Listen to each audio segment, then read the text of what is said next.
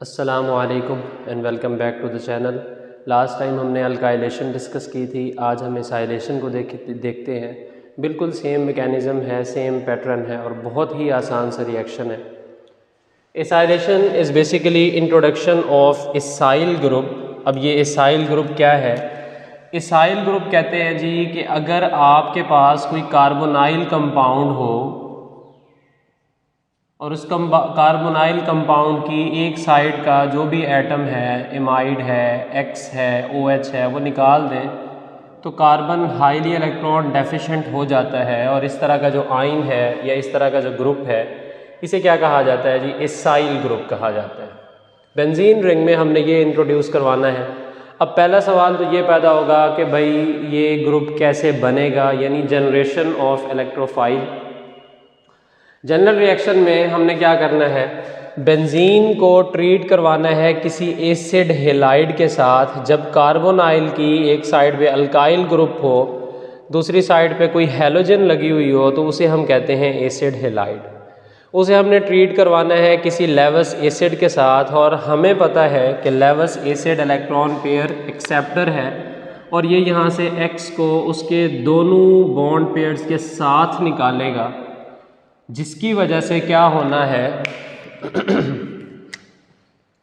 जिसकी वजह से यहाँ से X निकल जाएगा, कार्बन के ऊपर पॉजिटिव चार्ज आएगा और यही कार्बन का पॉजिटिव चार्ज जो है वो बेंजीन के साथ अटैच हो जाएगा और इसे हम क्या कहते हैं जी? ये हमारा एसाइल ग्रुप जो है वो इंट्रोड्यूस हो चुका है बेंजीन रिंग में। ठीक है जी। और ये कीटोन टाइप स्ट्रक्चर हमारे पास बन रहा है। अगर मैं इसे सिंपल फार्मूले में लिखूं तो ये pH, ये कोई एरोमेटिक कीटोन टाइप जो है वो स्ट्रक्चर हमारे पास बन सकता है। एसीटोफिनोन इस तरीके से हम प्रिपेयर कर सकते हैं। MCQs में ये चीज़ आपसे पूछी जा सकती है। जनरेशन ऑफ इलेक्ट्रोफाइल की बात करें तो आपने एसिड हेलाइड को ट्रीट करवाना है लेवस एसिड के साथ। इसने क्या करना है, यहाँ से हैलोजन को निकालना है विद इट्स बॉन्ड पेयर्स। जैसे ही यहाँ से अब देखें कार्बन ने 4 बॉन्ड्स बनाए हुए हैं तो इसके ऑक्टेट में 8 इलेक्ट्रॉन्स हैं। 2 इलेक्ट्रॉन्स निकालेंगे, बाकी कितने बच जाएंगे? 6 इलेक्ट्रॉन्स। इलेक्ट्रॉन डेफिशिएंट हुआ, इसके ऊपर पॉजिटिव चार्ज आया, इसे हम क्या कहते हैं? एसाइल ग्रुप कहते हैं। हमारा एसाइल ग्रुप बन चुका है और यही हमारे पास क्या होगा? एक्टिव एसाइलेटिंग एजेंट होगा। MCQs में ये बात आपसे पूछी जा सकती है और ये हमारे पास कॉन्जुगेट बेस बन चुकी है। नेक्स्ट फेज हमारा क्या है जी? Attack of electrophile. और इलेक्ट्रोफाइल यहाँ पर हमारे पास क्या चीज़ है?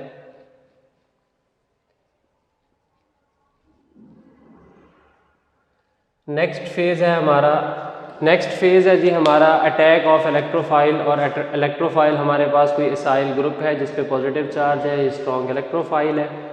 फर्स्ट स्टेप में इसी पॉजिटिव चार्ज के ऊपर अटैक होगा न्यूक्लियोफाइल का। बेंजीन को हम न्यूक्लियोफाइल डिक्लेयर कर चुके हैं और हमारे पास एरिनियम आयन बनेगा। देखें, कोई मैटर नहीं करता, अगर आप अल्काइलेशन पढ़ रहे थे तो इसी जगह पे क्या चीज़ लगी हुई थी? R ग्रुप लगा हुआ था। तो ये मैटर नहीं करता कि ऊपर कौन सा ग्रुप लगा हुआ है, हमारा रिएक्शन जो है वो इसी कार्बन के ऊपर होना था, हो गया। Next, resonating structures of arenium ion. और उसके बाद वाला स्टेप हमारे पास कौन सा है जी? और उसके बाद वाला स्टेप हमारा कौन सा है जी? हमारे एरिनियम आयन के ऊपर हमारी कॉन्जुगेट बेस अटैक करती है और ये यहाँ से हाइड्रोजन निकालती है और हमारा रिक्वायर्ड प्रोडक्ट जो है वो बन जाता है और साथ में जो बाई प्रोडक्ट्स हैं वो। क्वेश्चन यहाँ से किस तरह का पूछा जा सकता है? क्वेश्चन ये आ सकता है जी कि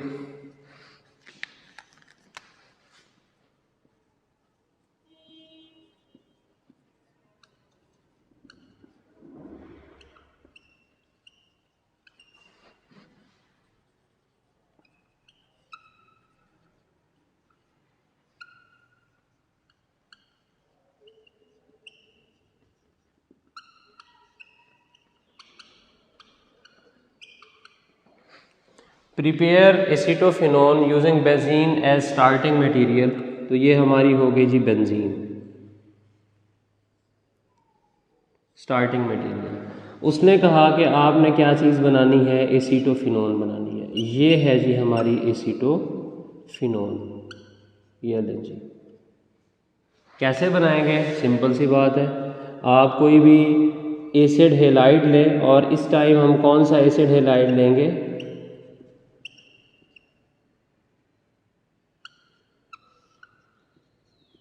AlCl3। कार्बन के ऊपर पॉजिटिव चार्ज आ जाएगा और जहाँ पर R था उस जगह पे क्या चीज़ आ चुकी है? CH3, और साथ में क्या चीज़ बनेगी? HCl। तो ये कन्वर्जन्स इस तरह से की जा सकती हैं। हमारा इलेक्ट्रोफिलिक सब्स्टिट्यूशन ऑफ बेंजीन इख्तिताम पज़ीर हुआ। हमारा इलेक्ट्रोफिलिक सब्स्टिट्यूशन ऑफ बेंजीन का टॉपिक इख्तिताम पज़ीर हुआ। बहुत आसान से रिएक्शंस हैं, मैंने कोशिश की है कि समराइज़ करके आसान अल्फाज में आप तक पहुँचाए जाएँ। फिर भी अगर आप में से किसी का कोई क्वेश्चन हो तो लाजमी तौर पर मुझे बताइएगा ताकि मैं नेक्स्ट उसे अपने लेक्चर में इंक्लूड कर सकूं। नेक्स्ट हमारा जो टॉपिक होगा वो होगा जी orientation of electrophile in benzene ring. Mono substitution में देखेंगे, डाई सब्स्टिट्यूशन में देखेंगे, और मेटा डायरेक्टिंग और दो पैरा डायरेक्टिंग ग्रुप्स हैं। बड़ा आसान सा टॉपिक है वो भी। मिलते हैं नेक्स्ट लेक्चर में, तब तक के लिए अल्लाह हाफ़िज़।